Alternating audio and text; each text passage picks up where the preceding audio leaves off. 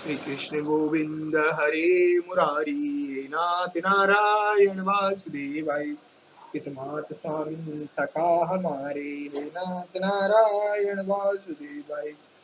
गीता में उपदेश सुनाया, धर्म युद्ध को धर्म बताया। कर्म तू कर मत रख फल की इच्छा, ये संदेश तुम्ही से आया। अमर है गीता के बोल सारे, नाथ नारायण वासुदेवाय।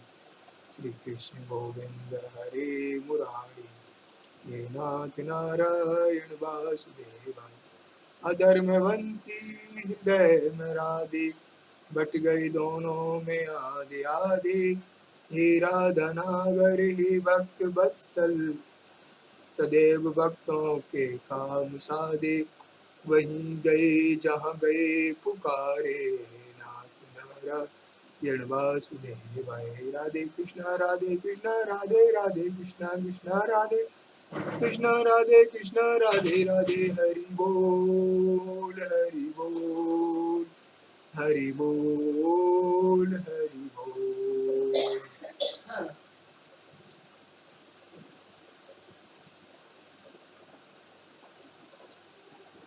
विश्राम से राहत तो मिल सकती है पर शांति नहीं। अवकाश, विश्राम और आनंद में फर्क है। आजकल की व्यस्तता भरी जिंदगी में लोग अवकाश तो मना लेते हैं, सप्ताहांत वीकेंड का कल्चर भारत में ही पहुंच चुका है। कल्चर भारत में भी पहुंच चुका है। अवकाश के दिनों में लोग विश्राम भी कर लेते हैं लेकिन आनंद नहीं मना पाते।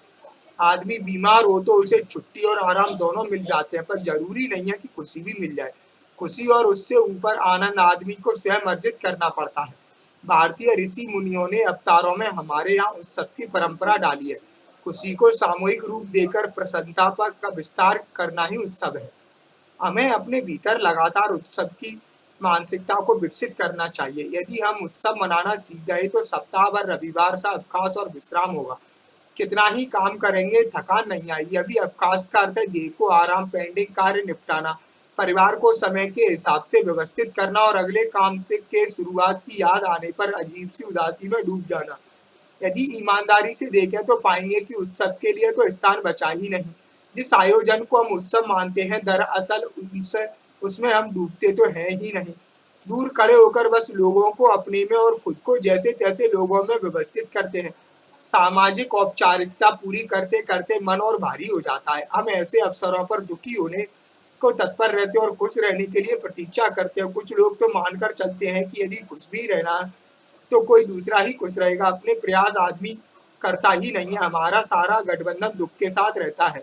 दुखी होने में हम देर नहीं करते और सुख के लिए शर्त लगाते हैं। यदि ऐसा ऐसा हो तो हमें आनंद मना पाऊंगा। कोई मानता है कि सब मेरा कहना माने तो मैं खुश रहूं। कोई कहता है इतनी सुविधाएं मिले तो कोई बच्चों से खूब उम्मीद लगाए बैठा है।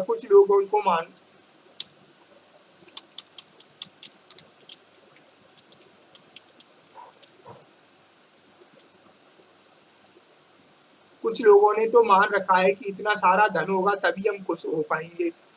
ऐसा ही शर्तों के कारण लोग अवकाश तो मना लेते हैं पर आनंद नहीं मना पाते। आनंद एक अभ्यास की तरह है, फिर चाहे काम कर रहे हो या फुर्सत में बैठे हो, किसी का जन्म हो रहा हो या मृत्यु का अवसर हो, हमारा आनंद भीतर और बाहर निरंतर बहता ही रहता है। हम स्वयं ही नहीं चाहते कि अवकाश में आनंद आए। यदि हमारी तैयारी ठीक हो जाए तो आनंद में कई अवकाश समा जाएंगे। सार, विश्राम करने का यह अर्थ नहीं है कि आप आनंद भी प्राप्त कर लेंगे। प्रसन्नता का संबंध मन की अवस्था से है, ना कि शरीर के आराम से। आनंद को परिस्थिति जन्य न माने क्योंकि वह तो सदा सर्वदा मौजूद है।